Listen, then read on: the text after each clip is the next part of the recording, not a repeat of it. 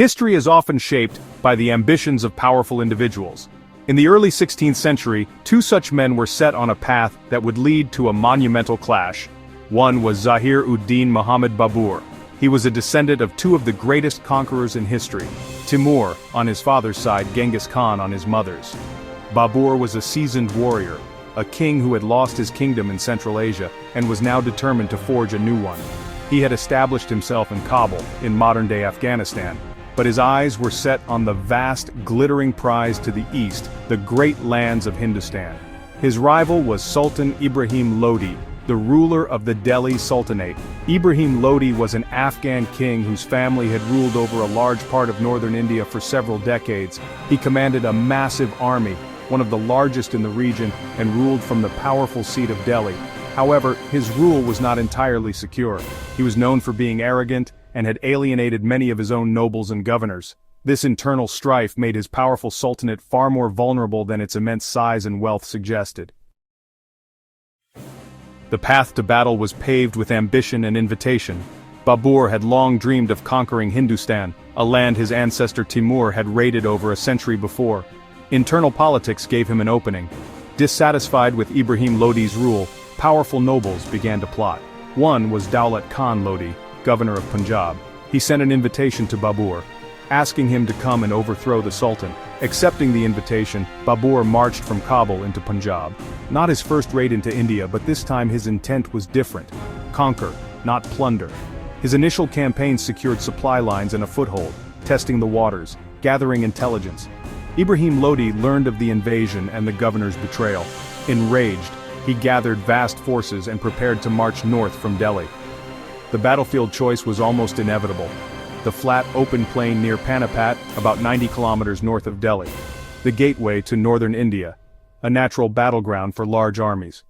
For Babur, this was a calculated choice. He arrived on the 12th of April, 1526, and immediately began preparing defenses.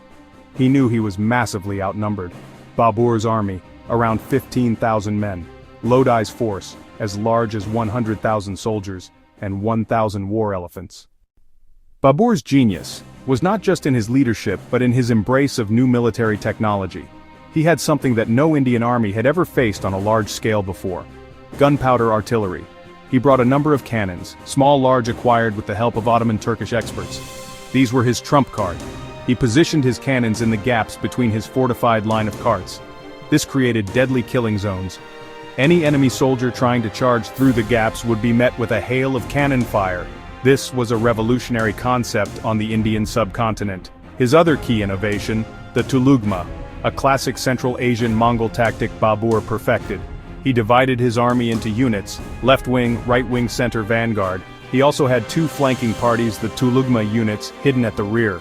Their job, sweep around once battle began, attack from the sides and the rear, encircle the enemy, sow chaos and confusion, break their formation. It required immense discipline and timing.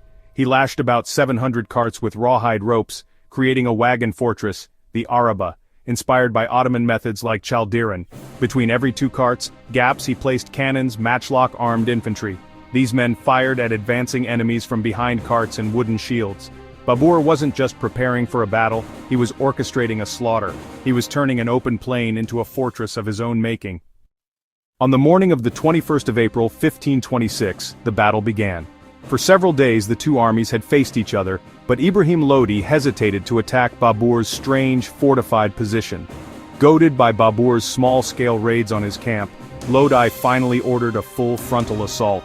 His massive army surged forward, a seemingly unstoppable wave of men, horses, elephants. Their plan was simple: to overwhelm Babur's small force with sheer numbers. The ground shook as the Lodi army charged, confident that their strength would sweep the invaders from the field. It was a dreadful miscalculation. As Lodi's forces crashed against Babur's line of carts, the battle plan of the Mughal leader sprang into action. The charge faltered as the elephants and cavalry encountered the ditch and the unexpected barrier of the carts. Then, the cannons roared to life. The noise and smoke were terrifying, something the war elephants had never experienced. Panic set in. The great beasts, instead of breaking through Babur's lines, turned and trampled their own soldiers in their terror. At the same time, Babur's matchlock gunners unleashed volleys of fire from the safety of their positions, adding to the carnage and confusion in the packed Lodi ranks. With the Lodi army pinned and in disarray at the front, Babur gave the signal for his masterstroke. The hidden Tulugma flanking units, which had been waiting patiently, galloped out from the rear. They swept around the massive, disorganized enemy army and attacked it from both sides and from behind. The Lodi forces were now completely surrounded. The battle turned into a massacre.